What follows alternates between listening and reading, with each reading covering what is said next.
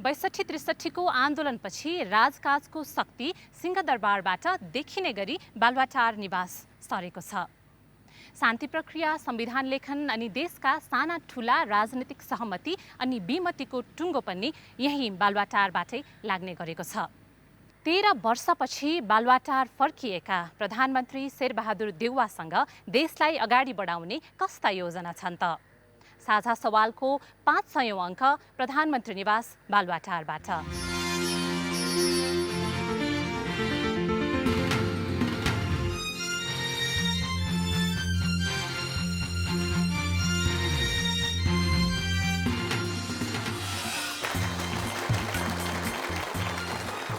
साझा सवालमा विद्या चापागाईको नमस्कार। चौथो पटक प्रधानमन्त्री बनेर देशको शासन सत्ताको बागडोर सम्हालेका प्रधानमन्त्री शेरबहादुर देउवासँग आज हामी बालुवाटार निवासमा बहस गर्दैछौँ। यो बहसमा 65 जना सहभागीहरू पनि हुनुहुन्छ। चौथो पटक प्रधानमन्त्री बनेर बालुवाटार छिर्नु भएको छ। खास तपाईँ बालुवाटारलाई पछ्याउनुहुन्छ कि बालुवाटारले तपाईँलाई पछ्याउँछ? यो अवसर त अरूले बिरलै पाउँछन् फेरि? त्यस्तो छैन, अरूले पाएका छन्, नपाएका होइन। अरू भोलि पाउला नि के भयो र? त्यसलाई ठुलो ठान्ने कुरा छैन। पछ्याउने चाहिँ कसले हो? पछ्याउने कुरा थाहा छैन। म अब प्रधानमन्त्री भएको छु, बालुवाटार सरेको छु, त्यही हो। 4 पटक भए तर अब छोटो सर्ट पिरियड हो नि सबै बेला, त्यस्तै हो। म सहभागीको कुरा सुन्छु। नाम पर्यो तारा प्रसाद त्रिपाठी हो मेरो थर। जिल्ला काभ्रे पलाञ्चोक कोशी देखा हो घर। म वृद्ध हुँ, मेरो प्रश्न पनि वृद्धकै पक्ष छ। अब वृद्धलाई हेर्ने प्रधानमन्त्रीज्यू तपाईँको के लक्ष्य छ? वृद्धको सुविधा मनमोहनले गर्नुभयो सुरु। 100बाट 1000सम्म सबैले बढाए खुरुखुरु।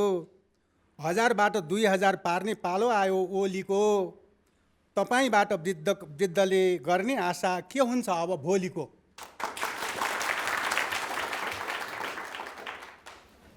म पनि बनाउँछु वृद्धहरूलाई राम्रोसँग। के भयो? कति पुर्याउने त? पर्सेन्ट डबल गर्ने मन छ, हेरौँ के हुन्छ। डबल भन्यो भने त 4000 पुग्ने भयो। पेन्सन त्यही 5-4 हजार ठिकै हो। नेपालको भाउ बढेको छ, महँगी छ। प्रधानमन्त्रीज्यू आफै पनि उमेर हेऱ्यो भनेदेखि 70 काटिसके। यो उमेरमा आइसकेपछि त्यो भावना पनि बुझिन्छ कि? भावना भन्दा पनि के भने वास्तव आवश्यकता पनि हो यहाँ। हस्, म अरू सहभागीको कुरा सुन्छु। निकै धेरै हात उठ्यो। अहिले चाहिँ म त्यहाँ तपाईँको लिन्छु ल, सेतो सर्ट लगाउने सहभागी। हजुर। मेरो नाम सीताराम ठाकुर, घर रौतहट बटहर्बा गाविस। मेरो प्रधानमन्त्रीसँग यो प्रश्न छ कि प्रदेश नम्बर 2 को चुनाव हुन्छ कि हुँदैन? यदि हुन्छ भने त्यहाँका 16,000 जनताले न्याय पाउन सकिन्छ, जुन अहिले 2063 को अङ्गीकृत नागरिकतावालाको चपेटामा फँसेका छन्। नमस्कार, म कालु सिंह खत्री रामेछापबाट। राष्ट्रिय जनता पार्टीले सीमाङ्कनलाई अन्तिम विवादको आफ्नो मिलनबिन्दुको अन्तिम विवादको रूपमा राखेको छ र सत्तारूढ सम्पूर्ण दलहरूले संविधान संशोधन पश्चात सम्पूर्ण माग सम्बोधन हुन्छ भनेको छ। भनेपछि एउटा आम नेपालीको हैसियतले मैले के यो विश्वस्त हुन सक्छु? असोज 3 गतेका दिन विराटनगरका मेयर प्रदेश नम्बर 1बाट अर्को प्रदेशमा धकेलिनेछन् र बुटवलका मेयर प्रदेश नम्बर 5बाट अर्को कुनै प्रदेशमा पक्का पुग्नेछन् भन्ने कुरामा म विश्वस्त भए हुन्छ त प्रधानमन्त्रीज्यू? असोज 2 गते चुनाव हुने कुरा चाहिँ निश्चित छ। सीमाङ्कन सम्बन्धी कुराको सम्बन्धमा यो संविधान संशोधनको कुरा पार्लियामेन्टमा छ। त्यसमा चाहिँ 2/3 पुर्याउनुपर्छ। 2/3 पुग्नका लागि विपक्षी दल एमाले पार्टीसित कुरा गरेर मलाई विश्वास छ हामी त्यसलाई चाहिँ पास गराउन सक्छौँ। त्यसले मधेस केन्द्रित केही दलहरू र मधेस जनताको भावनाको पनि कदर हुनेछ र नेपालको संविधान जो छ यसको सर्वस्वीकार्यता बढ्नेछ भन्ने मलाई विश्वास छ। तपाईँले चुनाव सर्दैन त भन्नुभयो, तर वैशाख 31मा हुने भनेको चुनाव असार 14मा, अब अहिले असोज 2मा भनिएको छ। अनि फेरि तपाईँ आफै पनि विगतमा स्थानीय र संसदको दुवै चुनाव गराउन नसकेको आलोचना पनि खेपिराख्नु भएको छ। यस्तो अवस्थामा नागरिकले, अझ विशेष गरी 2 नम्बर प्रदेशको नागरिकले चाहिँ चुनाव होला भनेर कसरी विश्वस्त हुने त? यो मैले चुनाव नगराउन सके होइन, सबै पार्टीले चुनाव सार भनेपछि चुनाव सारेको हो। त्यो विगतको कुरा भयो। राजाले बदमासी गरेर मेरो के दोष यसमा? मधेस केन्द्रित दलहरूको पनि सहमति गरेर 2 गते तय गरेको हो। त्यो 2 गते चुनाव सर्दैन। 2 गते हुन्छ। अझ विश्वस्त हुनुहुन्न जस्तो लाग्यो। धेरैले हात उठाउनु भयो। तपाईँको कुरा सुन्छ। चित्त बुझेन मलाई। मेरो नाम कैलाश कुमार साह हो, घर सिरा जिल्ला कल्याणपुर नगरपालिका वार्ड नम्बर 8। यो 2 नम्बर प्रदेशको कुरा आउँछ के 2 नम्बर प्रदेश बनाउँदाखेरि के गरी बनाएको थियो त? पहिला पनि तपाईँले सम्झौता गर्नुभएको थियो। गिरिजाप्रसाद कोइराला प्रधानमन्त्री हुँदाखेरि सम्झौता भएको थियो, बारम्बार तपाईँहरू सम्झौता गर्नुभयो। सम्झौता के त कति दिनमा लागू गर्नुहुन्छ? तपाईँहरू कति दिनभित्र यो संशोधनको कुरा गर्नुहुन्छ? मधेसी जनताको अधिकार दिनुहुन्छ कति दिनभित्र? त्यो टाइम एउटा भन्दिनँ। म पनि एउटा त्यहाँको युवा हो, मलाई पनि उठ्ने रहर छ कि म पनि निर्वाचनमा जाउँ, म पनि आफ्नो गाविसको आफ्नो वाडामा लडाउँ, प्रतिनिधित्व गरौँ। जतिखेर मधेस आन्दोलन तपाईँहरूले सम्झौता गर्नुभयो त्यतिखेर त स्वायत्त मधेस 1% कुरा उठाउनु भएको थियो त। त्यतिखेर तपाईँले धेरैमा 2% कुरा भयो, तर 4-5 टुक्रा गर्नुभयो मधेसलाई। किन यस्तो? त्यो ठाउँमा त तपाईँले सिन्धुली जोड्न सक्नुहुन्थ्यो, उदयपुर जोड्न सक्नुहुन्थ्यो। अहिले 2 नम्बर प्रदेश काश्मीर भन्छ मान्छे। त्यो ठाउँमा त तपाईँ पहाडी जिल्ला उदयपुर जोड्न सक्नुहुन्थ्यो, सिन्धुली जोड्न सक्नुहुन्थ्यो, हेटौडा जोड्थ्यो, चितवन जोड्थ्यो। किन जोड्नु भएन? किन जोड्नु भन्ने कुराका सम्बन्धमा अब यो मधेसका केन्द्रीय दलहरूले चाहिँ नि को पनि माग अनुसारै भएको छ 2 नम्बर प्रदेश। र त्यसमा चाहिँ नि चुनावको सम्बन्धमा जो भन्नुभयो चुनाव कुनै हालतमा चुनाव हुन्छ नै, चुनावको निम्ति उहाँहरू पनि सहमत हुनुभएको छ। जहाँसम्म संविधानको संशोधनको कुरा संविधानको संशोधनको कुरा छ, यो त 2/3 पुर्याउनु पर्ने हुन्छ। 2/3 पुर्याउनलाई चाहिँ नि विपक्षी दलको पनि समर्थन चाहिन्छ। नभए पनि अरू पार्टी सानसाना पार्टी मिलेर पनि 2/3 पुर्याउन सकिन्छ। त्यो हामी पुर्याउने प्रयासमा छौँ। त्यो भएपछि चुनाव हुन्छ।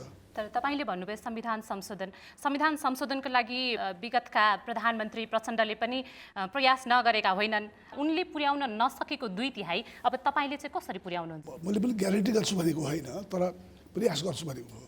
पुगेन भने त फेरि चुनाव नहोला नि त। अहिले उहाँहरूले त्यही माग राखेर संविधान संशोधनकै माग राखेर उहाँहरूले यो चुनावमा भाग लिनु भएन र असोज 2 को लागि चुनाव सरेको छ। अब त्यो बिचमा फेरि संविधान संशोधन भएन भने त फेरि चुनाव नहोला। भए पनि नभए पनि चुनावमा जाने सहमति भएको हो। संविधान संशोधन नभए पनि असोज 2 मा चुनाव चाहिँ 2/3 ल्याउने 2/3 त कसरी भोटाउनु पर्यो नि, जबरजस्ती गरेर मिल्छ मिल्दैन नि। अहिले के सहमति भएको उसो भए? त्यही भएर 2/3 ल्याउनु सहमति भएको, संशोधन गर्ने प्रयास गर्ने सहमति भएको हो नि। पास हुन्छ भन्ने ग्यारेन्टी छैन नि। मेरो नाम गोविन्द शाह, मेरो घर जनकपुर धाम धनुषा जिल्ला। संसदमा जे कुरा नि हुँदा नेपाली कङ्ग्रेस, एमाले अनि माओवादी जे कुरामा 2/3 पुर्याउँछ, तर मधेसको मुद्दामा कहिले पनि 2/3 पुर्याउन सकेको छैन। मुद्दामा एमालेको समर्थन यसपालि मिल्ने आशा छ। हो कि के हो यस्तो? संविधान संशोधन गर्नै खोजिया छैन कि के हो? दर्तै गरेर सियासत गर्न खोजिया हो नि। तर विगतमा हुन सकेन। अब फेरि तपाईँ प्रधानमन्त्री हुनुभएको छ, उहाँहरूले तपाईँलाई फेरि त्यो कुर्सीमा बस्नको लागि सघाउनु भएको छ। प्रयास त गर्न दिनुहोस् न। भनेपछि कहिलेसम्म टुङ्गो लाग्छ त अब संविधान संशोधन हुन्छ कि हुँदैन भनेर? प्रयास गर्नु थाहा पाइहाल्नुहुन्छ नि के भयो। असोज 2 नै कुर्नुपर्छ? पर्दैन होला, एउटा अगाडि कोसिस गर्ने त हो नि।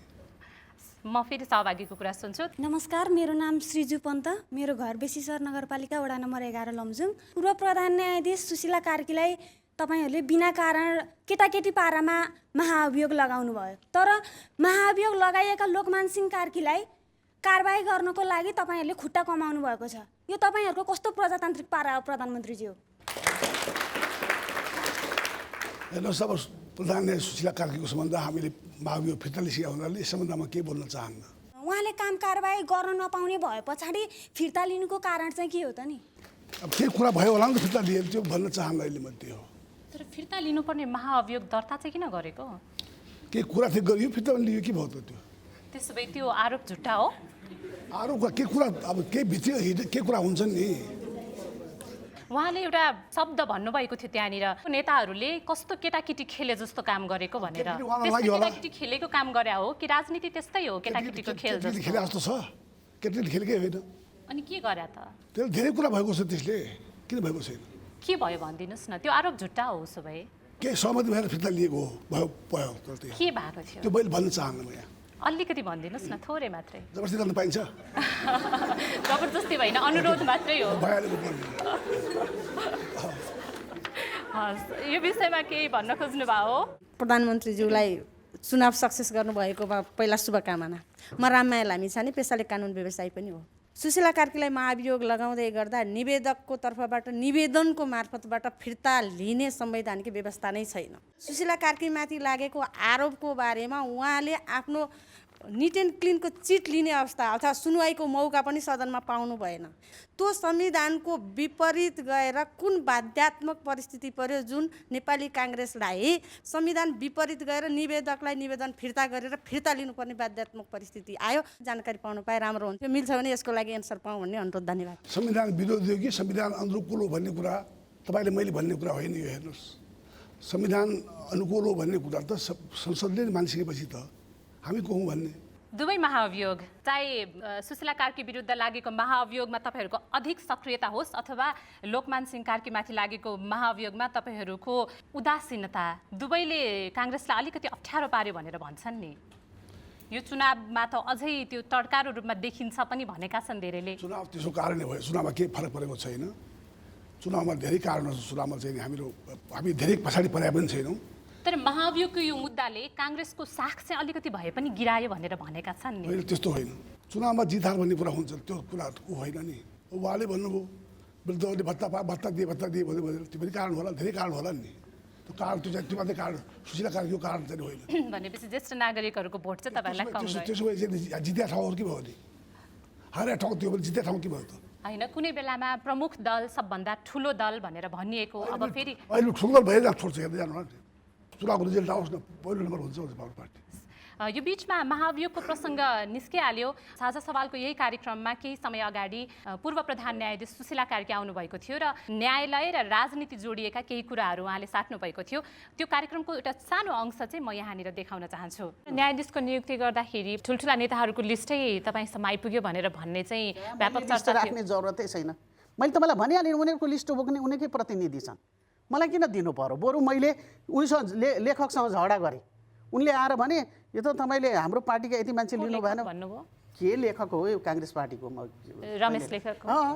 म त्यति चिन्दिनँ पनि। उहाँ आउनुभयो र उहाँले के भन्नु भने होइन यो त तपाईँले गरिदिनु भएन, मेरो पार्टीमा ठुलो बुमर्याङ आउँछ। मैले भने तपाईँको पार्टीको भर्ती केन्द्र त होइन अदालत, यो त सम्भव नहुने कुरो हो भनेर उहाँलाई मैले बिदा गरेँ। प्रधानमन्त्रीज्यू के भन्नुहुन्छ अब? होइन, मैले अब त्यो रिपोर्ट लेखलाई सोध्नुपर्छ यो भन्दा उहाँले के भन्नुभयो थाहा पाएन के भन्नुभयो भनेर। अब तर उहाँले भनेको एउटा कुरा बुमर्याङ आउँछ पार्टीमा भनेर भन्नुभयो। त्यो लिस्टबाट न्यायाधीश बनेन भने त्यो कस्तो बुमर्याङ हो, के हो त्यो? थाहा पाएन मैले जुन के भनेर मैले उहाँलाई सोधेर मात्रै सोध्नुहोस्। पार्टीमा न्यायाधीशहरूको लिस्ट चाहिँ कसले बनाउँछ? पार्टीले बनाउने नै होइन न्यायाधीश लिस्ट। पार्टी त्यही त सोधेको। यहाँ त पूर्व प्रधान न्यायाधीशले नै आउँछ भन्नुभयो भनेपछि कोही न कोही त रहेछ पार्टीमा। पार्टीले बनाउने कामै छैन लिस्ट। तपाईँलाई थाहा नदिने गरी कसले बनाउँदो रहेछ न्यायाधीश बनाउने लिस्ट? पार्टीको भर्ती केन्द्र होइन न्यायालय त।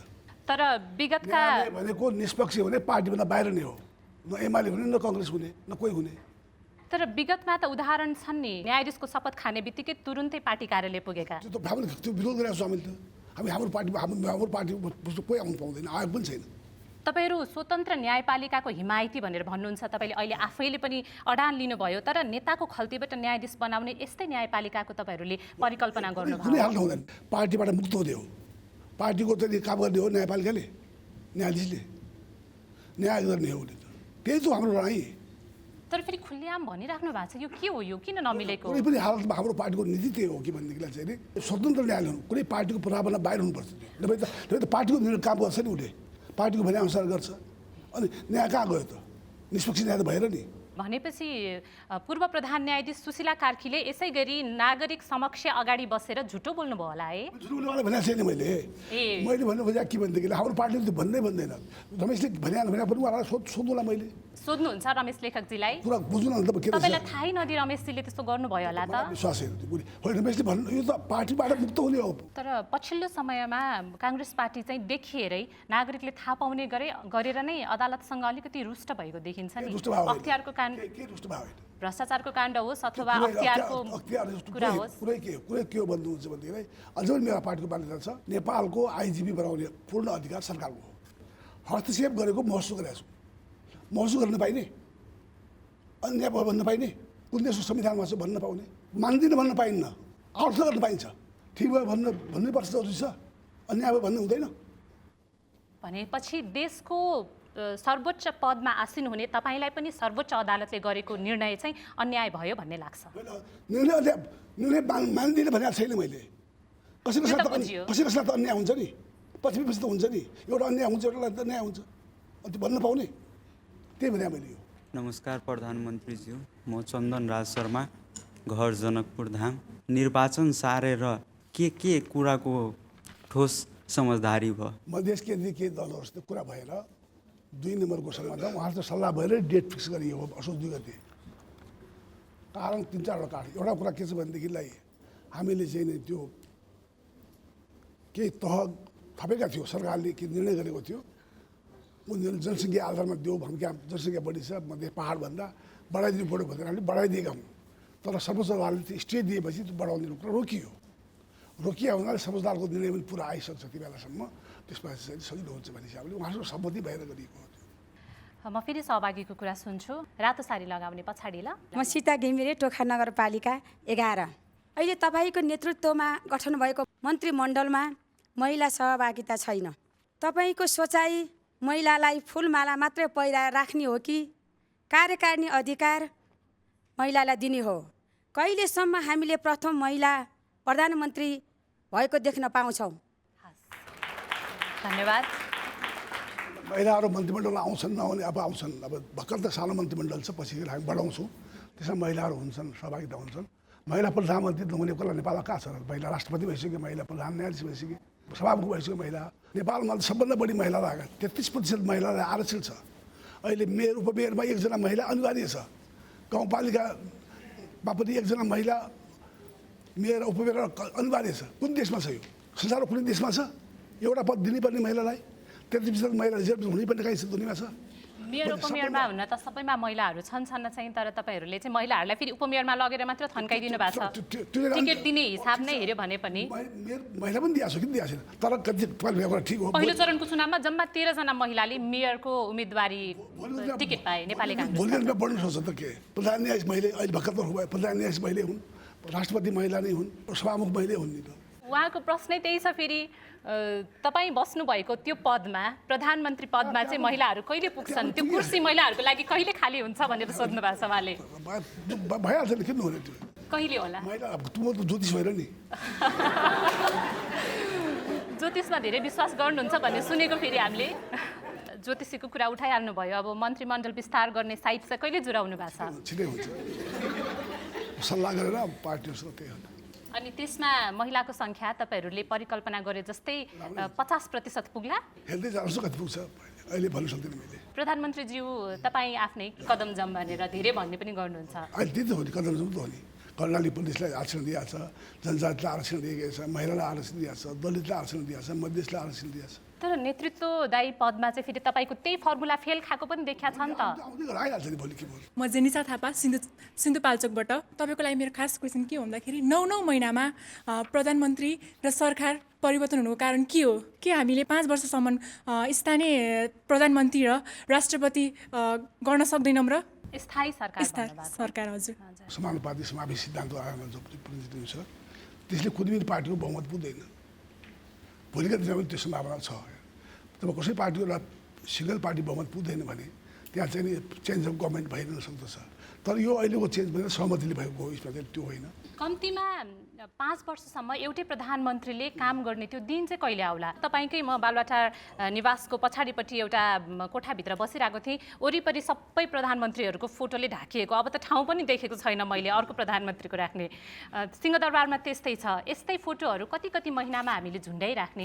नेपालमा त्यस्तो आओस् भोलिका दिनमा हामी सबै लागु के भयो? कति युरोपियन देशमा पनि संयुक्त सरकारहरू चलेका छन्, तर त्यो स्थायी रूपमा चल्छ। यहाँ पनि भोलि त्यो स्थायी हुनसक्छ संयुक्त सरकार पनि के भयो? मेरो नाम मुकुन्द थपलिया, काठमाडौँको धापासीबाट। राष्ट्रपति वा कार्यकारी प्रधानमन्त्री चाहिँ जनताबाट चुनिने व्यवस्था गरेर के हुन्छ प्रधानमन्त्रीज्यू भनेर प्रश्न गर्न चाहन्छु। हस् त, धन्यवाद। प्रधानमन्त्री अथवा राष्ट्रपति प्रत्यक्षबाट चुनियो भनेदेखिलाई उसलाई काम गर्न सजिलो हुन्छ, उसलाई उसमाथि केही हुँदैन भने चुनावका प्रश्न। तर नेपाल चाहिँ यो पार्लियामेन्ट्री सिस्टममा गइसकेको छ, राष्ट्रपति सिस्टममा छैन। मधेस छ, पहाड छ, जनजाति छ, आदिवासी छ, सबैलाई चाहिँ नि को प्रतिनिधित्व एउटा व्यक्ति सभा राष्ट्रपति गर्न सक्दैन। त्यस कारण चाहिँ नि यो कन्स्टिट्युन्सीको आधारमा, निर्वाचन क्षेत्रको आधारमा के हुन्छ भने कहीँ जनजाति पनि जितेर आउने सम्भावना हुन्छ, मधेसको दाजुहरूले जितेर आउने सम्भावना हुन्छ। त्यसले सम्पूर्ण नेपालको प्रतिनिधित्व हुने संसदको आवश्यकता हो। त्यही कारण चाहिँ हाम्रो पार्टीले चाहिँ यसलाई मानेको छ। भोलिका दिनमा चाहिँ नि राष्ट्रको निजी एउटा चाहिँ परिस्थिति बन्यो भने त्यो पनि चेन्ज हुनसक्छ हाम्रो पार्टीको। अहिले चाहिँ छैन त्यो सम्भावना छ। उसो भए अहिलेको बिचमा एउटा राष्ट्रपति मात्रै भएर सबै प्रतिनिधित्व भएर आउनु पर्यो नि पार्लियामेन्टमा। सबैलाई सहभागी गराउने कुरा त तपाईँले उठाउनु भयो प्रधानमन्त्रीज्यू। अघि एकजना सहभागीले मन्त्रीमण्डलको विस्तारको कुरा पनि सोध्नु भएको थियो। कत्रो बनाउने? ठिकै बनाउला। ठिकै भनेको कत्रो? धेरै ठुलो धेरै सानो। संविधानले त जम्मा 25 जना भनेर भनेको छ। फेरि तपाईँको विगत चाहिँ जम्बो मन्त्रीमण्डल बनाउने भनेर निकै चर्चामा छ। फेरि जम्मू बन्छ कि 25 जनाको संविधानले तोकेकै भित्रको बन्छ बनाएका छन् के हो 25 वाला त पछिल्लोवाला कुरा होइन होइन यो सङ्कटकालीन व्यवस्था हो अहिले त भनेपछि तपाईँको अबको मन्त्रीमण्डलले पुरानो रेकर्ड तोड्ला त हेर्दै जानुहोस् के हुन्छ कतिजना 51 जना अहिले कहाँ नाम तँलाई भन्छु सङ्ख्या म सहभागीको कुरा सुन्छु त्यहाँ पहिलो कुर्ता लगाउने तपाईँको कुरा सुन्नौँ ल नमस्कार मेरो नाम निशा बानिया वैदेशिक रोजगारमा अहिले पनि करिब 35 लाख श्रमिकहरू काम गर्छन् र नेपालको रेमिटेन्सको 29% जिडिपीमा कन्ट्रिब्युसन छ भनेर भनिन्छ तर स्थानीय निकायको निर्वाचनमा मताधिकार उहाँहरूले आफ्नो प्रयोग गर्न पाउनु भएन आगामी निर्वाचनमा प्रदेश र संसदीय निर्वाचनमा वैदेशिक रोजगारका श्रमिकहरूले मताधिकार पाउनको लागि के व्यवस्था गर्दै हुनुहुन्छ हामीलाई सामाजिक सञ्जाल मार्फत धेरै सहभागीहरूले पनि यो कुरा सोध्नुहुन्छ हरेक कार्यक्रममा हामी बाहिर बसेका छौँ हामीले पठाएको पैसाले देश चल्छ भनिन्छ तर हामीले भोट चाहिँ कहिले हाल्न पाउने भनेर अब त्यो कुरा त तर के भने अब यो हरेक देशमा चाहिँ ब्यालेट बक्स लानु सजिलो छैन एउटा देशमा 75 जिल्लाका मान्छे हुन सक्छन् 75वटै बाकस चाहियो अमेरिकामा एउटा राष्ट्रपतिलाई उठाउनु पर्ने हुन्छ एकजना देशपतिको यहाँ त हरेक उसको हरेक निर्वाचन क्षेत्रको भोलि चाहिँ कति हुन्छ निर्वाचन क्षेत्र हुन्छ त्यति गर्नुपर्ने हुन्छ भोलि कुन निर्वाचन क्षेत्रको हरेक उसमा चाहिँ त्यति राख्नु पनि सजिलो हुँदैन कति बुथ हो त्यो त्यो सजिलो चाहिँ त्यति छैन तर त्यसको चाहिँ एउटा अध्ययन गराएर भोट हाल्ने अवस्था ल्याउन सकिने कोसिस गर्नुपर्छ उपाय निकाल्नुपर्छ हस् म फेरि सहभागीको कुरा सुन्छु नमस्ते मेरो नाम उषा किरण मेरो घर चाहिँ दैलेख म त्रिचन्द्रको विद्यार्थी म आफै दलित भएको कारणले गर्दा प्रधानमन्त्रीको ज्यूको क्याबिनेटमा दलितहरूको कुनै सहभागिता छैन दलितहरूलाई उत्पीडित र दोस्रो दर्जाको नागरिकमा बाँचिरहेका छन् दलितको कुरा गर्नु दलितको निम्ति त धेरै कुराहरू भएका छन् भोलि पनि हुन्छन् अर्का सहभागीको कुरा सुन्छु यहाँ दोस्रो लहरमा तपाईँको कुरा सुन्छु नमस्ते म इरापुन जाजरकोट जिल्ला भेरी नगरपालिका प्रधानमन्त्रीज्यू यो राणा शासन र गणतन्त्रमा के फरक छ यो गणतन्त्रबाट जनताले के पाए राज्यबाट हेपिएको मेरो जिल्ला जाजरकोटले के पायो विकास खासै मेरो जिल्लामा भएको जस्तो म देख्दिनँ बाटोघाटो सदरमुकाम बाहेक भित्रभित्र गएको छैन त्यही भएर धेरै कुरा बिजुली बत्तीदेखि लिएर हरेक कुरामा पाएको जस्तो लाग्दैन मलाई जाजरकोटमा चाहिँ नि तपाईँले भनेको कुरा ठिक हो सदरमुकामसम्म बाटो पुगेको छ तर अहिले उहाँ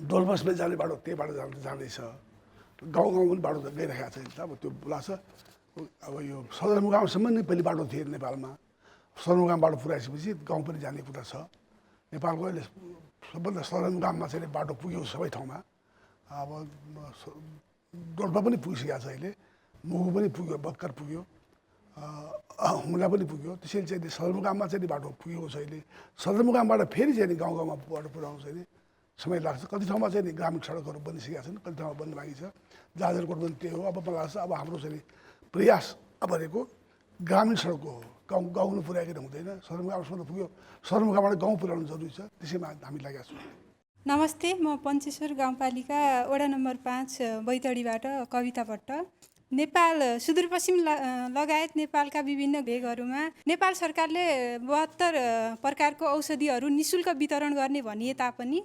स्वास्थ्य चौकीमा जाँदा सिटामोल पनि नपाइने अवस्था छ यसका साथै सुदूरपश्चिमका प्राय ग्रामीण भेगका युवाहरू रोजगारीको लागि भारत जाने र फर्किँदा एचआइभी एड्स जस्ता प्राणघातक रोगबाट सङ्क्रमित हुने र यो अवस्था बढ्दो रहेको छ र यसलाई नियन्त्रण गर्नु र स्वास्थ्य समस्यालाई समाधान गर्नु र जनताको स्वास्थ्य प्रवर्धनका लागि के कस्ता नीति तथा कार्यक्रमहरू सञ्चालन गर्नुभएको छ धन्यवाद ठिक छ म पनि त्यहाँ पुगेको छु पञ्चेश्वर पुगेको छु म उसलाई इन्डिया बाहिर आउनु पर्थ्यो अहिले नेपालबाट जानु पाइन्छ अब यो स्वास्थ्य चौकी हरेक गाउँपालिकामा अब त स्वास्थ्य चौकी पुरानो कुरा छ पुगेको पनि छ तर चाहिँ नि तपाईँसित म सहमत छु कि अझै पनि औषधिको व्यवस्था छैन त्यति मात्रै होइन त्यहाँ त हेल्थ असिस्टेन्ट पनि छैन कोही डाक्टर त परै जाओस् अस्पतालमा डाक्टर छैनन् स्वास्थ्य चौकीमा हेल्थ असिस्टेन्ट छैन त्यो समस्या देशभरि यो समस्या हो त्यो त्यहाँ पनि समस्या छ जसमा औषधि पाउँदैन भने औषधिलाई त त्यो हामी व्यवस्था छिटो गर्छौँ औषधि पुग्नु पर्ने हो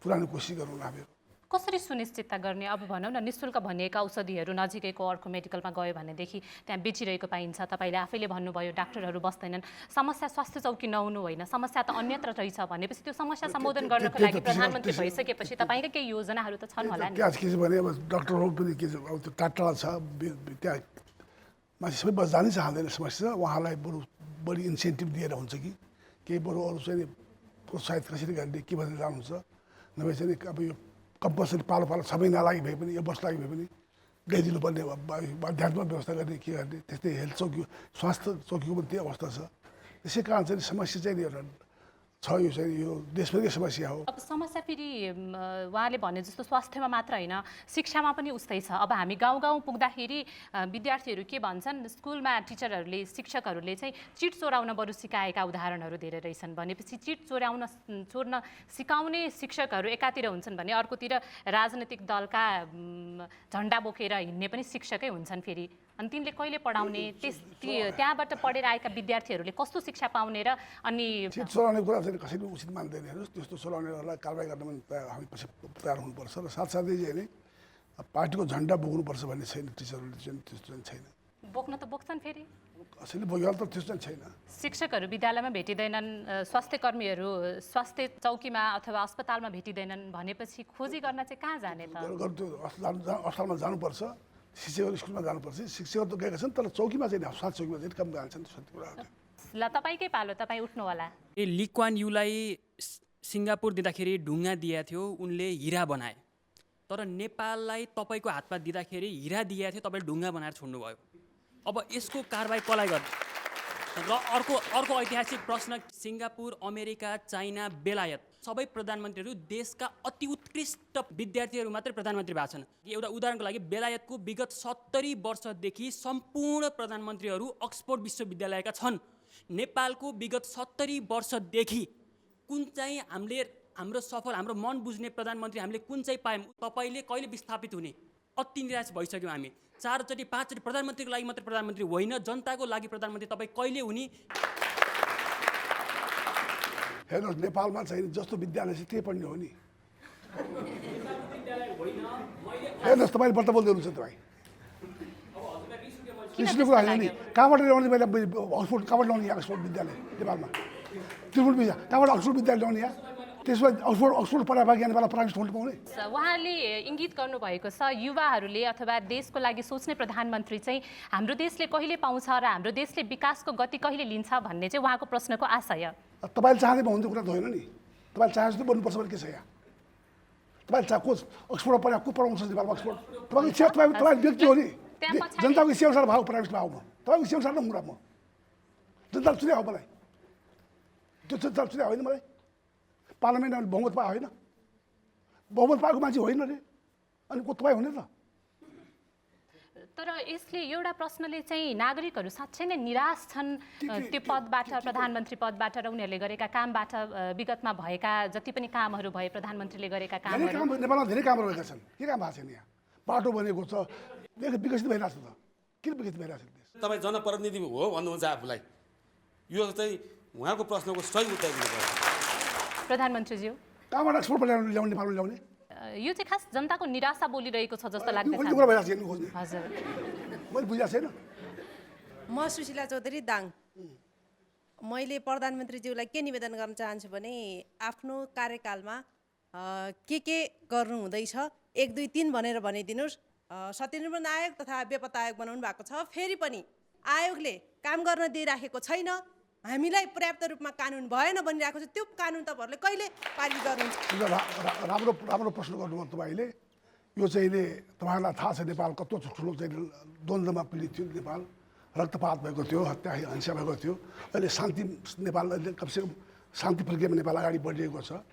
जहाँसम्म यो के अरे यो सत्यनिरूपण आयोगको चाहिँ बेपत्ता आयोगको कुरा छ मानवता विरुद्धका अपराधहरूलाई चाहिँ माफी दिने छैन माफी दिइँदैन। अरू त्यही सम्बन्ध त्यही कुराको सम्बन्धमा कानुन त्यो टिआरसीले उसले कानुन ड्राफ्ट गरेको छ अब पार्लियामेन्टमा पास हुन्छ। नागरिकमा निराशा छाएको चाहिँ देखियो प्रष्ट रूपमा प्रधानमन्त्रीज्यूलाई कस्तो लाग्छ? यो संविधानको कार्यान्वयन सबभन्दा प्राथमिकता हो अहिले। त्यसको लागि 3टा चुनाव जरुरी छ। 2टा चुनाव करिब करिब भइसक्यो। हेर्नुहोस् एउटा मधेसमा चाहिँ दुई त्यो असोज 2 गते त्यो पनि हुन्छ। बाजुरामा 80% भोट हालेको छ भन्दाखेरि जनताको कस्तो जनताको कति सहभागिता छ भन्दाखेरि जनता कति यो प्रजातन्त्रको चाहिँ यो अधिकारका प्रति सुस्तोष र यसले गर्दाखेरि के हुन्छ भने नगरपालिका गाउँपालिकामा अब जनप्रतिनिधि मार्फत त्यो ठाउँको विकास हुने हो। त्यहाँका दुःख सुखमा सहभागी हुने हुनाले त्यो एउटा 20 वर्ष पछाडिको जो चाहिँ भएको छ त्यो एउटा अत्यन्तै उपलब्धिपूर्ण कुरा भएको छ। त्यो एक अर्थ भएको छ भनेदेखिलाई अर्कोतिर चाहिँ के भनेदेखिलाई अब यो चाहिँ नि यो दुईवटा चुनाव, प्रान्तको चुनाव र केन्द्रीय सङ्घको चुनाव, चुनाव भयो। त्यो दुईवटा चुनाव कुनै पनि हालतमा मङ्सिरभित्रै गरिसक्नुपर्छ, पुसभित्रै गरिसक्नुपर्छ, माघ 7 भित्र अगाडि गरिसक्नुपर्छ। त्यो चाहिँ कुरामा छिटै एउटा आयोग बनाएर त्यसको निर्वाचन क्षेत्र निर्धारण गरिसकेपछि एक महिना सकेर चुनावमा देश जान्छ। नेपाल अहिले यो चाहिँ संविधानको कार्यान्वयन जरुरी छ। त्यो सबै कुरा भइसकेपछि त्यस पछाडि नेपालमा चाहिँ नि गाउँदेखि लिएर प्रान्तदेखि लिएर केन्द्रको चाहिँ चुनावद्वारा जनप्रतिनिधिद्वारा चाहिँ जनताले शासन चलाउँछ। प्रधानमन्त्रीज्यूले संसदीय क्षेत्र निर्धारण गर्ने कुरा उठाउनु भयो। अब तपाईँहरूलाई यो गाउँपालिका नगरपालिकाको सीमाङ्कन गर्नै कस्तो लाग्यो जस्तो भएको छ एकातिर। अब यो निर्वाचन संसदीय क्षेत्र निर्धारण गर्नको लागि पनि सङ्घको लागि गर्नु पर्यो 165 संसदीय क्षेत्र, अनि त्यसै गरी प्रदेशको लागि त्यसको दोब्बर 330 संसदीय क्षेत्र निर्धारण गर्नु पर्यो। तपाईँले भने जस्तै चुनाव गर्ने हो भने त त्यसको लागि अहिलेदेखि प्रक्रिया सुरु गर्नुपर्छ भनेपछि सङ्घको चुनाव कहिले होला अनि प्रदेशको चुनाव कहिले होला? मतलब मङ्सिरभित्रै भन्छु म त, पुसभित्र हुन्छ। मङ्सिरभित्र दुईटै चुनाव के भयो, एक साल पनि हुन सक्छ नि, हुने कुरा के छ।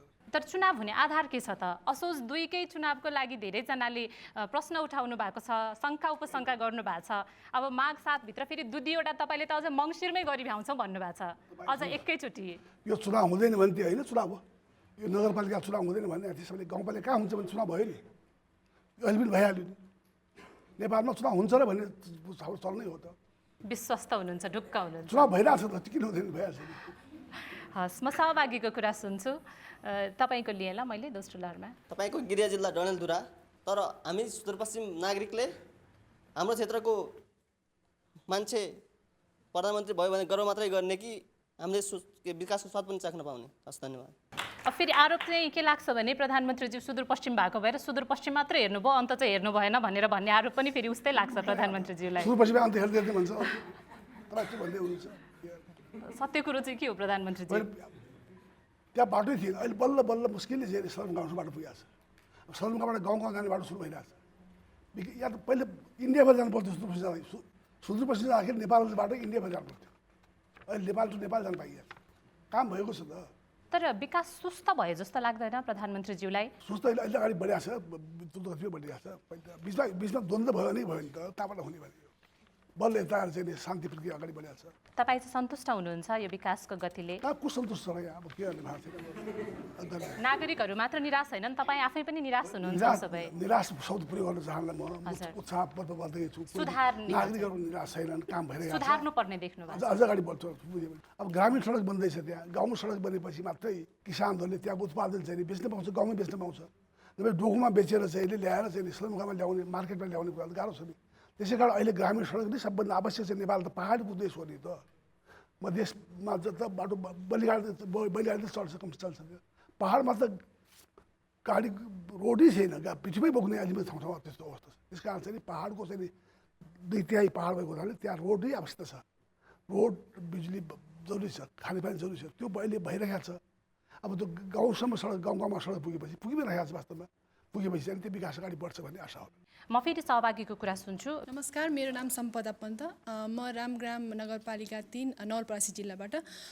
मेरो प्रश्न चाहिँ मुगलिन नारायणघाट खण्डको जुन बनाउ सडकलाई भत्काएर 2 वर्षदेखि हामी सबैजना अलपत्रमै परेका छौँ। कयौँ मान्छेले ज्यान पनि गुमाएका छन् र यस्तो असहज अवस्थालाई कसरी समाधान गर्छु त भन्नु नै हुन्छ होइन। अब हामी कसरी आशावादी रहने कि अब यो चाहिँ हुन्छ नै भनेर कसरी हामी विश्वास गर्ने? प्रधानमन्त्रीज्यू त्यो बाटो हिँड्न मौका मिला छ? धेरै पनि हिँडेको छु कि मुगलिन नारायणघाट पर्खिनु पर्या छैन होला प्रधानमन्त्रीज्यूलाई? त्यसरी मुगलिन नारायणघाट सडक चाहिँ जहिले पनि पहिरो आउने ठाउँ हो, त्यो पहिरो आइरहन्छ, धेरै भयो पहिरो आइरहन्छ। त्यहाँ चाहिँ अब यो पहिरो थाप्ने कुराको लागि चाहिँ नि अब के भन्ने, अब यो वाल ठुल्ठुलो वाल राखेर वृक्षारोपणको बाहेक उपाय देख्ने मैले। उहाँले दुर्घटनाको कुरा उठाउनु भयो। त्यही बाटोमा यो विस्तार सुरु भए यता जम्मा 36 किलोमिटरको बाटो बनाउने क्रममा चाहिँ 47 जनाले ज्यान गुमाइसकेका छन्, 18 जना बेपत्ता भएका छन्, अरू धेरै घाइते पनि छन्। अझ कतिजनाले ज्यान गुमाउनु पर्छ त्यो बाटो बनिसक्दाखेरिसम्म? तपाईँ थाहा होला, मलाई थाहा छैन।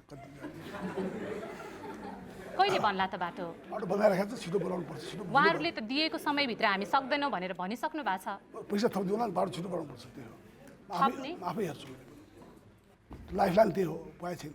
ठेकदारहरूले आफूले पाएको समयभित्र हामी अहिले दिन चाहिँ सक्दैनौँ बाटो भनेर उहाँहरूले भनिसक्नु भएको छ, अब के हुन्छ?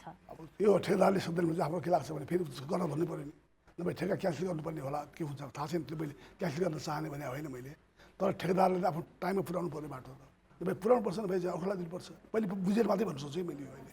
त्यो पहिरो नियन्त्रण गर्नको लागि त सरकारले के गर्छ होला? गर्नुपर्छ, गर्छ, म पनि गराउँछु ल लाग्छु। हस्, धन्यवाद। म सहभागीको कुरा सुन्छु, त्यहाँ दोस्रो लहरमा तपाईँको कुरा सुने। मेरो छोरा 12 वर्षको छोरा छ, उसले के भन्छ भनेदेखि मम्मी म भोलि पर्सि गएर प्रधानमन्त्री हुन्छु है भन्छ उसले। बारम्बार एउटै कुरा भन्छ उसले।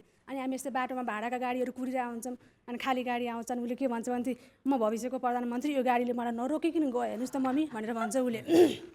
अनि त्यसमा तिमीले के देखेको छौ त्यसको प्रधानमन्त्रीमा भन्दाखेरि उसले चाहिँ के भन्छ भने हेर्नुहोस् न मम्मी चिल्लो गाडीमा जान पाइन्छ, अगाडि पछाडि मजाले गाडी राख्न पाइन्छ, त्यहाँ गएपछि टन्न पैसा कमाइन्छ, ए1 घरमा बसी के छ उसको दिमागमा के छ कुनी उहाँका आँकी गर्वका साथ भन्छौ म प्रधानमन्त्री हो, म भविष्यको प्रधानमन्त्री भन्छ।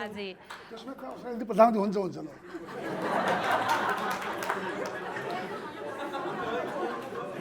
बच्चाको चाहिँ त्यो आकांक्षा खराब कुरा होइन नि, के भयो? तर बच्चाको दिमागमा प्रधानमन्त्रीप्रति कस्तो छाप रहेछ हेर्नुहोस् त। त्यस्तै छाप पार्नुपर्ने हो प्रधानमन्त्रीको त्यो पदको, त्यो कुर्सीको एउटा बच्चाले। बच्चाले प्रधानमन्त्री हुन चाहन्छु भन्यो भने के बिग्रियो त? तपाईँको छोराको चाहिँ इन्ट्रेस्ट जो छ त्यो गराउनुहोस्। कि प्रधानमन्त्री हुन चाहन्छ भने त्यो चिल्लै गाडी छ त के भयो त? खराब चिल्लो गाडीमा चढ्ने इच्छा राख्नु खराब हो?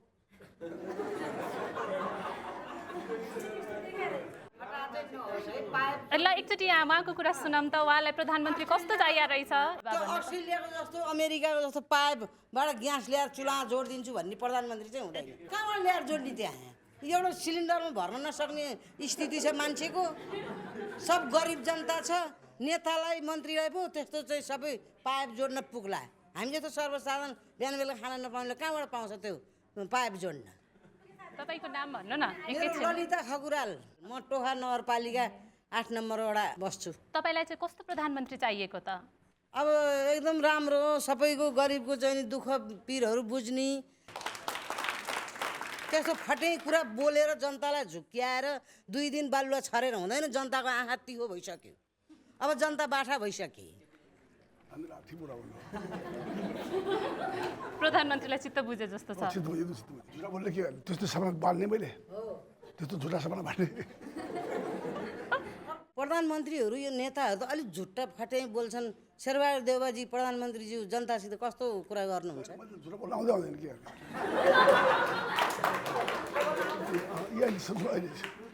झुटा नभए आउँदै यस्तो बोल्ने आउँछ। भोट चुनावमा त साँठगाँठ चर्को हो भन्ने चाहिँ हल्ला थियो नि त। साँठगाँठ भएको हो त्यहाँ, चुनाव जित्ने हाल्ने थाहा छैन बाकसमा छ। काङ्ग्रेस सिङ्गल लड्न किन सक्नु भने हजुरको आँट भएन प्रधानमन्त्री थियो। अन्त सिङ्गल लडेको छ नि। काङ्ग्रेसको झन्डा बोकेर भोट चाहिँ फेरि माओवादीलाई माग्नु भएकै हो फेरि? हाम्रो संयुक्त सरकार छ, के भयो त यसो? किन यस्तो नमिल्ने भन्ने कुरा छैन नि। ऊ कमल थापा र के अरे केपी ओलीजी मिलेर केपी ओलीजीको सोधेको होइन, तपाईँकै सोधेको किन साठगाँठ गरेको भनेर। होइन, हाम्रो माओवादी पार्टीको त सरकार छ त, संयुक्त सरकार छ, कति ठाउँमा मिलेर चुनाव लडेका छन्, त्यहाँ पनि मिल्या हो चितवन पनि। भनेपछि अब संसदीय चुनावमा पनि तपाईँहरू यसरी जाने, प्रदेशको सङ्घको चुनावमा पनि यसै गरी जाने हो? त्यो अहिले पनि भन्नु सक्दैन के हुन्छ पछि कुरा पछि। हस्, म सहभागीको कुरा सुन्छु। मेरो नाम कान्छा गुरुङ हो। मेरो गाउँ चाँगु नारायण राजधानीको नजिकै भएर पनि हालसम्म एउटा मोटरसाइकल गुड्ने सडकसम्म राम्रो छैन। अहिले त्यो जस्तै अब यो साखु जाने बाटो हेर्नुहोस् त, यहाँ चाबेलदेखि हिल्लामे छ, हामी त्यही बाटो आएको। अहिले नागरिकहरूसँग आशा त्यति ठुलो छैन, सानो सानो छ। मेरो गाउँको बाटो बनोस्, मेरो अस्पताल, मेरो नजिकैको अस्पतालमा चाहिँ डाक्टरहरू आउन्, स्वास्थ्यकर्मी आउन्, विद्यालयमा शिक्षकले राम्रो पढाइदियोस्। नागरिकका यी ससाना आशा अपेक्षाहरू पनि पुरा गर्न रोड विभागलाई जिल्लालाई पैसा दिएको छ, त्यहाँबाट काम भइरहेको होला। तर ढिलासुस्ती चाहिँ अति ढिलासुस्ती यो किन हुने? बजेटै कार्यान्वयन हुँदैन समस्या भइसक्यो। त्यो के चाहिँ भने बजेटै चाहिँ खर्च हुँदैन, पैसा समस्या। बजेट खर्च हुँदैन, खर्च गरे अनुसारको काम पनि हुँदैन, प्रगति हुँदैन भनेर भन्नुभयो। अब कसरी सुधार्ने त त्यसलाई? अब त्यो त्यही हो कुरा। यो सबभन्दा बाटो त अति आवश्यक कुरा हो, खानेपानी आवश्यक कुरा हो, त्यो हुनुपर्ने हो। त्यो पनि अब हेरौँ। धेरै भए पनि छैन प्राइभेट स्कुलमा। यहाँ थुप्रै जिल्लाका सहभागीहरू हुनुहुन्छ। टाढा टाढाको कुरा त परको कुरा होइन, यहीँ नजिकै वरिपरि रिङ रोड तपाईँहरूकै वरपर घुमेको छ, त्यही पनि ढिलासुस्तीको नमुना बनिसक्यो। 4 वर्षभन्दा धेरै लागिसक्यो। हेर्नुहोस् त, धेरै भएको छैन, म बुझ्छु भनिसकेँ त। प्रधानमन्त्री नभए पनि तपाईँहरूकै संयुक्त सरकार थियो, फेरि सोध्न त तपाईँलाई मिल्ने हो नि। नमस्कार, मेरो नाम शर्मिला सुनार, रामेछाप उमाकुण्ड गाउँपालिकाबाट। भूकम्प गएको 2 वर्ष भइसक्यो। आजसम्म पनि ती सोझा साझा गरिब जनताहरू ती चिसो ठाउँमा पनि आजसम्म ती कटेजहरूमा टहरोहरूमा बस्नु परेको छ। उनीहरूलाई कहिले चाहिँ त्यो स्थायी घरभित्र बस्न सक्छन्? भूकम्प पीडितको चाहिँ कामहरू चाहिँ नि अगाडि राम्रोसँग बढिया छ। रामेछापको कुरा भन्नुभयो, म बुझेर भन्न सक्छु। मैले कति ठाउँमा चाहिँ विकट ठाउँमा चाहिँ समस्या अझै पनि आएको छ। रामेछाप पनि विकट ठाउँ त छ त्यहाँ, कति ठाउँमा त वास्तवमा गाह्रो पनि छ त्यहाँ। त्यसपछि हामी हेरौँ। प्रधानमन्त्रीज्यूलाई एउटा कुरा सोध्न मन लाग्यो। नागरिकको दुःखमा दुख्ने मन हुँदैन प्रधानमन्त्रीको अथवा नेताको? अवश्य हुन्छ, किन हुँदैन?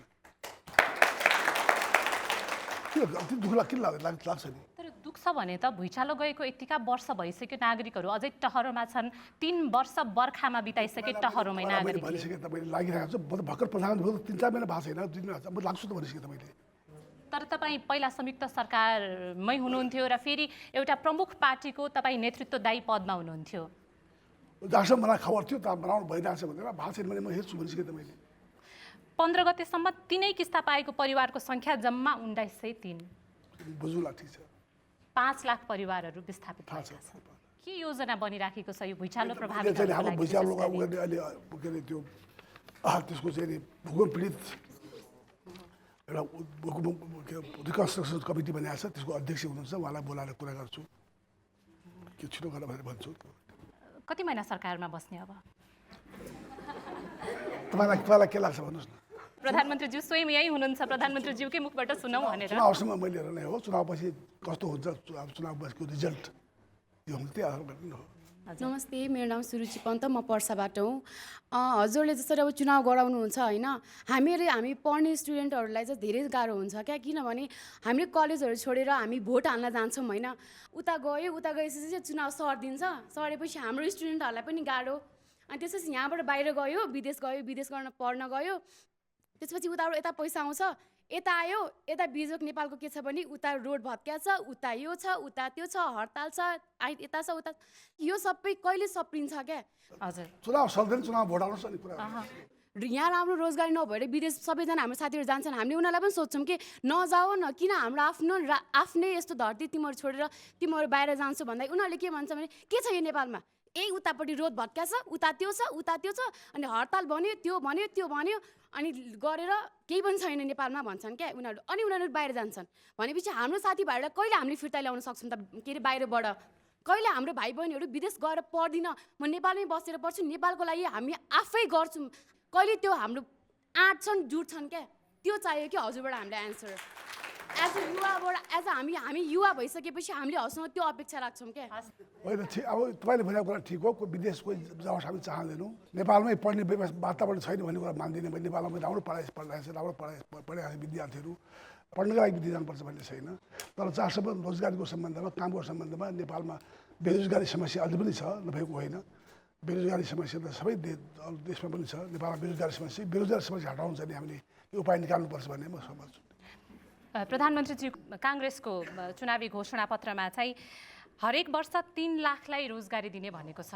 त्यो रोजगारी कहाँ दिने, नेपालमा कि विदेशमा? नेपालमा। कसरी त, के योजना छ? यो रोजगार घोषणा हामी छिटै घोषणा गर्दैछौँ, अहिले कहाँ घोषणा गर्ने फेरि? नमस्कार, म विपना शर्मा, म चाहिँ नेपालको पहिलो बालमैत्री नगर सुनवल नवलपरासीबाट।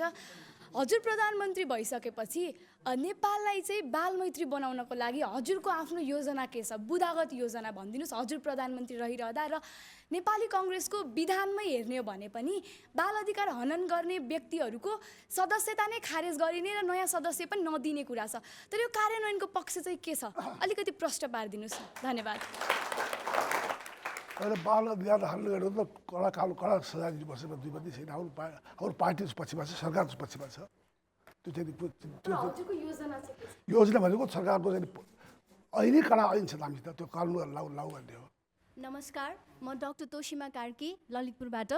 सर्वोच्च अदालतले डाक्टर गोविन्द केसीका सम्पूर्ण सम्झौताहरूलाई कानुनी मान्यता दिइसकेको अवस्थामा अझै पनि ती सम्झौताहरू कार्यान्वयन नभएको कारणले डाक्टर गोविन्द केसीले यही असाढ 31 गतेको अल्टिमेटम दिएर फेरि पनि अनसनमा जान्छु भनेर यहाँलाई चिठी लेखिसक्नु भएको छ। मेरो प्रश्न प्रधानमन्त्रीज्यूलाई, तपाईँले त्यो चिठी पाउनु भयो कि भएन, र चिठी पाइसक्नु भएको भए अहिले 14 दिन मात्र बाँकी रहेको अवस्थामा तपाईँ अहिले भर्खरै म झुटो बोल्दिनँ भन्ने प्रधानमन्त्रीज्यूलाई म सोध्न चाहन्छु, फेरि पनि प्रतिबद्धता र कटिबद्धतामै सीमित हुनुहुन्छ कि त्यसलाई अक्षरशः लागू गरेर देखाउनुहुनेछ? यही प्रश्न प्रधानमन्त्रीज्यूलाई। अहिले उहाँको जायज मागहरू पुरा गर्ने सरकार तयार छ। त्यो कुरा गर्ने हो वास्तव। कहिले हुन्छ त्यो 14 दिन भनेर उहाँले भन्नुभएको छ? कहिले कुन मितिमा कुन टाइम भनेर भन्ने सोध्ने हो। कुरा गर्छु भनिसके त तपाईँले, कुरा गर्छु भनिसके त। म फेरि सहभागीको कुरा सुन्छु एकैछिन। भ्रमणमा जाँदै हुनुहुन्छ, हाम्रो राष्ट्रको शिर निहुराएर आउनुहुन्छ कि शिर उठाएर आउनुहुन्छ, यही हाम्रो प्रश्न। भारत पुरै नेपालको शिर ठाडो पार्ने बाहेक के काम हुँदैन। एउटा प्रश्न मनमा सधैँ उब्जिन्छ प्रधानमन्त्रीज्यू, नेपालमा प्रधानमन्त्री हुने बित्तिकै भारत भ्रमण गर्नै पर्ने यो चलन चाहिँ किन? हुने बित्तिकै भारत भ्रमण होइन, नेपालमा चाहिँ प्रधानमन्त्री उनीहरू त आउँदैनन्, फेरि उनीहरूको राजनीतिक विषयमा हामीलाई सोध्दैनन् त। फेरि नेपालको प्रधानमन्त्री भारतले निम्ता जाने, भारत चीन दुवै ठाउँमा जाने चलन छ के भयो? किन हो त्यो चलन चलाएको खासमा? निम्ता त्यहाँ जाने हो नि, निम्ता अन्तबाट पनि त आउँदो हो नि त। आफै जाने त जाने। तर विशेष गरी भारत भ्रमणलाई लिएर चाहिँ नागरिकहरूले सधैँ शङ्काको दृष्टिले हेर्छन्, अलिकति संशय हुन्छ, चित्त बुझ्दैन नागरिकहरूको, मन दुख्छ, किन होला? चित्त बुझ्ने किसिमले आउँछ, फर्केर होला नि त, के भयो? छिमेकी राष्ट्रका प्रति त्यस्तो कहिलेकाहीँ भावना हुन्छ नि, के भयो? ठुलो देश छ, हाम्रो सानो देश छ, ऊ होला भन्ने चिन्ता हुने स्वाभाविक कुरा हो। यसलाई खराब ठान्नुहुन्न। प्रधानमन्त्रीज्यूलाई अब मेरो अन्तिम प्रश्न यो चाहिँ, आफैसँग आफ्नो अपेक्षा हुन्छ नि, के अपेक्षा गर्नुभएको छ तपाईँले चाहिँ? मैले मेरो आफ्नो अपेक्षा आफ्नो लागि केही पनि छैन, मैले देशका लागि गर्ने हो। मैले भनिसकेँ मेरो काम भनेको अहिले संविधानको कार्यान्वयन गर्ने हो, त्यसका लागि 3 चुनाव गर्ने हो। चुनावको रिजल्ट पछाडि चाहिँ जस्तो संसद हुन्छ त्यो संसदले चाहिँ नेपालको सरकार बनाउँछ। के गर्यो भने तपाईँको कार्यकाल सफल भएको मानिन्छ त? गराएर अहिले अरू देखाएको छैन मैले। अब चाहिँ म कार्यक्रम टुङ्ग्याउँछु। धन्यवाद, धेरै कडा कोसिस गर्नुभयो पनि धन्यवाद है भाजपालाई। अब चाहिँ म कार्यक्रम यहीँनिर टुङ्ग्याउन चाहन्छु। तपाईँलाई आजको कार्यक्रम कस्तो लाग्यो? आफ्ना सुझाव अनि प्रतिक्रिया दिन सक्नुहुन्छ। अनि तपाईँ यो बहसलाई सामाजिक सञ्जाल मार्फत पनि निरन्तरता दिन सक्नुहुन्छ। हामीलाई सम्पर्क गर्ने हाम्रो ठेगाना हो कार्यक्रम साझा सवाल, BBC नेपाली सेवा, post box number 672 Kathmandu Nepal. त्यसै गरी तपाईँ हामीलाई इमेलमा nepali.letters@bbc.co.uk मा पनि आफ्ना विचार अनि प्रतिक्रिया दिन सक्नुहुन्छ भने तपाईँ हामीलाई सामाजिक सञ्जालमा फेसबुक, ट्विटर, युट्युब अनि इन्स्टाग्राममा BBC साझा सवाल लेखेर खोज्न सक्नुहुन्छ। आजको कार्यक्रममा सहभागी हुनुभएकोमा प्रधानमन्त्री शेरबहादुर देउवा सहित तपाईँ सम्पूर्ण सहभागी अनि दर्शक र श्रोता सबैलाई धेरै धन्यवाद। कार्यक्रमबाट आजका लागि हामी सबैलाई बिदा दिनुहोस्। नमस्कार।